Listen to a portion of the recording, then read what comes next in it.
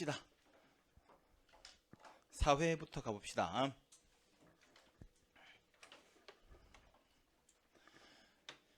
구급 시험에 잘 나오는 주제니까 1번, 2번 잘 정리를 해놓고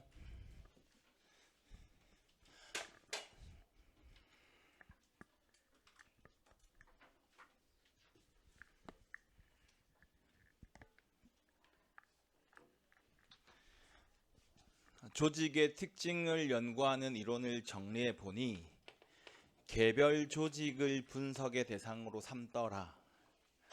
아니 조직의 집단, 조직군을 분석의 대상으로 삼더라.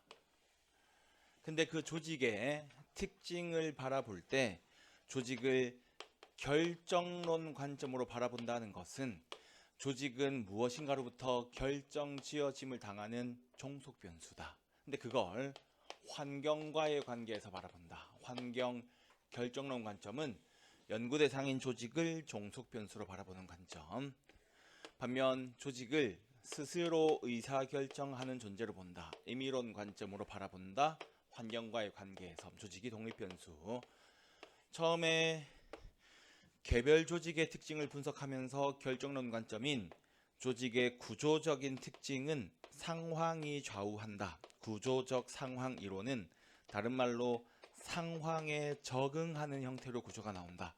상황 적응 이론 부르게 되고, 여기는 결정론 관점이니까 구조적인 특징은 처해 있는 상황이 좌지우지하는 거니까 극단적인 환경 결정론 관점에 해당하게 되고, 제일 대표적인 단어는 그래서 조직 구조가 기계적 구조냐 유기적 구조냐 하는 것은 환경이 좌우하니까 언제 어떤 상황에서나 능률성을 확보하는 이상적인 조직 구조, 이상적인 조직 설계 방식은 없다라고 말하는 게 제일 중요한 단어였고, 체제론을 응용한 중범위 이론에 해당한다.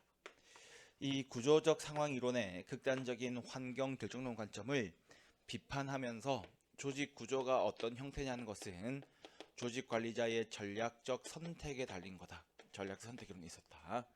한편 자원 의존 이론은 조직은 생존에 필요한 자원을 스스로 보유하고 있지 못해서 자원을 환경에 의존하게 되는데, 그런 자원 확보를 위한 조직 관리자의 전략적 선택을 강조해서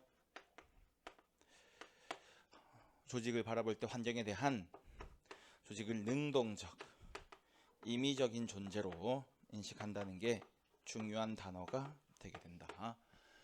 조직군 생태학 이론은 연구 대상을 조직의 집단, 조직군으로 올렸는데 생물학의 자연도태 이론을 응용해서 조직이 살아남냐 아니냐 하는 것은 환경에 달려있다. 환경 적소에 편입한 조직만이 생존하게 됨을 설명하게 되면서 생물학의 자연 도태 이론을 또는 자연 선택 이론을 응용해서 극단적인 환경 결정론 관점인 게 중요하고, 이에 대해 반발에 등장한 공동체 생태학 이론은 뭔가 조직들이 공동체를 구성했다는 것 자체가 스스로 어떤 대응을 하는 거니까 임의론 관점에 들어간다. 여기까지 해놓고 답을 찾으면 되고, 그래서 극단적인 환경 결정론 관점에서 조직은 종속 변수가 되는 것은 공동체가 아니라 조직군 생태학 이론 되는 거였고, 개별 조직 구조적 상황 이론은 맞는 말. 조직 경제학은 거래 비용 이론 생각하면 되고, 거래 비용 이론은 우리 조직과 다른 조직과의 관계를 바라보니까 조직군 차원의 분석이고, 상대방이 나보다 더 우월적인 정보를 가지고 있다는 제약을 인정하고 들어가니까 이미 결정론 관점에 들어가서 여기 조직군 차원의 결정론 관점에 조직 경제학이 들어가 있다. 그래서 조직 경제학을 개별 조직이라고 말하게 되면 틀린 말이 되겠네. 구조적 상황 이론 극대화는 원베스트웨이가 없다고 하니까 그걸 도출한다 말하면 틀린 말. 생물학의 자연도태 이론, 조직의 생존은 환경의 선택에 달려있다. 4번이 옳은 말이 되겠네. 2번 문제로 가면 이때 조직의 임미성은 조직이 스스로 의사결정하는 존재, 조직의 독립변수성 했는데 4번에 있는 자원 의존 이론만 해당하게 되겠다. 그럼 거기 2번에 1번, 2번에 3번에 있는 제도와 이론은 사회학적 제도주의 중심의 신제도주의인데, 사회학적 제도주의를 생각하면 돼. 우리 사회학 제도주의는 공부할 때 사회학적 제도주의는 사회 구성원을 사회화시키는 모든 것을 제도로 바라보다 보니 대한민국 사회 속에 살고 있는 여러분의 의사결정 구조, 이 공단계 학원 조직의 의사결정 구조에는 그 사회의 문화, 관습 같은 제도들이 이미 의사결정 구조에 새겨져 있더라. 이미 새겨져 있는 걸 뭐라 불렀었지? 배태성. 배태성 개념을 인정하는 순간 대한민국 사회에 태어나서 수십 년간 살아온 여러분들의 의식 구조에는 대한민국 사회의 문화 관습이 이미 새겨져 있는, 배태되어 있기 때문에 여러분은 지하철에서 만삭의 임산부에게 자리 양보하지 않았을 때 징역 가는 것도 아니고 벌금 내는 것도 아니지만 자리 양보를 한다. 왜 그렇지? 자리 양보하는 게 올바르다는 문화 관습이 의사결정 구조에 이미 새겨져 있으니까. 그래서 여러분 자연스럽게 자리를 양보하게 되는데, 그런 행동이 뭐가 되는 거지? 여러분의 의사결정 구조에 새겨진 문화 관습 등의 비공식 규범까지 제도로 바라보는 사회제도주의는 그런 제도가 의사결정 구조에 이미 새겨져 있다. 배태성 때문에 여러분은 제도의 영향을 받고 행동하게 된다. 뭐가 되지? 조직은 이미 결정지어짐을 당했다. 제도와의 관계에서. 그러면 여러분이 행동할 때 배태성, 그런 비공식 규범의 영향을 받고 행동하고, 수업 시간에 이론 수업 설명할 때 제가 공단기 같은 회사가 추석 설에 거래처에 선물을 돌린다. 선물하지 않는다라고 해서 처벌받는 규정이 없지만 그런 선물 돌리는 문화 관습이 의사결정 구조에 새겨져 있다 보니까 자연스럽게 선물을 돌리면 공단기 학원 같은 조직은 결정지어짐을 당했다. 종속 변수가 되겠다. 그자. 제도와의 관계에서 문화 관습 같은 제도가 독립 변수, 원인 변수가 되게 되니까 이 제도를 환경으로 잡으면 조직은 환경에 영향을 받는 종속 변수, 결정론 관점에 들어가야 한다. 그리고 사회지도주의는 제일 중요한 키워드가 배태성과 제도 결정론. 그 다음 키워드 뭐 있었지?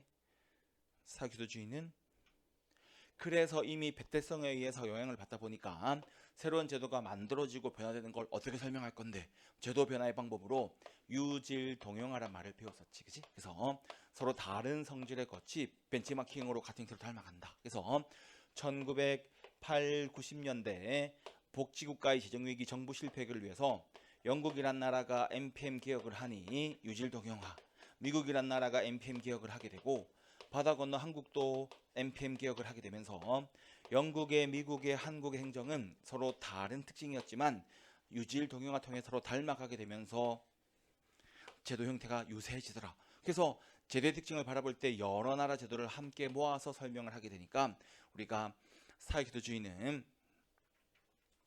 방법론적 개체주의가 아니라 방법론적 전체주의, 여러 나라 제도를 함께 비교해서 설명을 한다. 그럼 이제 여러 나라인 영국, 미국, 한국을 여러 서로 다른 조직으로 바라보게 되면 여러 조직의 제도가 동형화로 닮아가게 되는 걸 설명하니까 조직군 차원의 분석에 해당하고, 제도 결정론을 그대로 제도가 환경이니까 환경 결정론 대입하게 되면 저 제도와 이론도 여기 들어가게 됩니다. 그래서 위치가 조직군 생태학 이론 아래에 조직경제학이랑 제도와 이론도 들어가게 되니까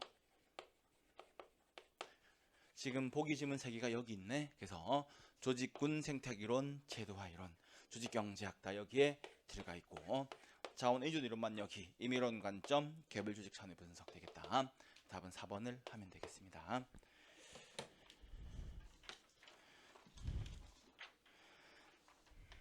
(3번) 문제로 가서 혼돈 이론은 자주 나오는 건 아니지만 이번 국가직 9급처럼 이제 변별력을 주는 어려운 문제가 좀 옛날에 오래된 이론이 툭 나올 수 있으니까 보고 가면 그 보기 지문에 있는 키워드만 딱 알고 있으면 충분하다 그랬었다. 그래서 혼돈 이론 하면 나비 효과 생각하면 된다 그랬고,